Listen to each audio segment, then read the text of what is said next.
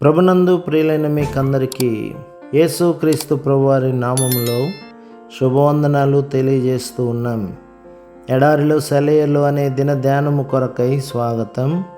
మే 18. అత్యధిక భారం వలన కృంగిపోతిమి, మరియు మృతులను లేపు దేవుని యందే గాని మా యందే మేము నమ్మిక ఎంచుకుండునట్లు మరణమగుదమను నిశ్చయము మా మట్టుకు మాకు కలిగి ఉండెను. కొరింథీయులకు రాసిన 2వ పత్రిక 1వ అధ్యాయం 8-9 వచనాలు. కష్టకాలంలో మనపై పడే ఒత్తిడులే మనకి జీవితపు విలువను అర్థం చేసుకునేలా చేస్తాయి. పోయిందనుకున్న మన ప్రాణం తిరిగి మనకు దక్కిన ప్రతిసారి అది ఒక క్రొత్త ఆరంభం అవుతుంది. ప్రాణం విలువ ఎంతో క్రొత్తగా తెలిసి వస్తుంది. దేవుడికి మానవులకి కూడా అది మరీ ఎక్కువ ఉపయోగకరంగా మారుతుంది.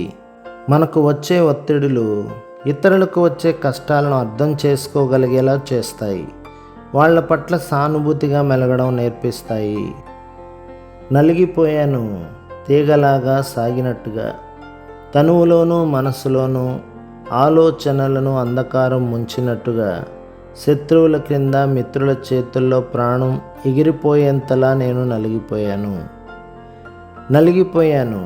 దేవుడు తప్ప సహాయకుడు లేడనేలా, దేవుని కర్రని బెత్తాన్ని ప్రేమించేలా, స్వాతంత్రం తప్ప మాలిన్యమంతా పోయేలా, నమ్మశక్యంగాని వాటిని నమ్మేలా, సజీవ దేవునిలో జీవించేలా, క్రీస్తు జీవితం ప్రవహించే నదిలో నేను మునిగిపోయాను.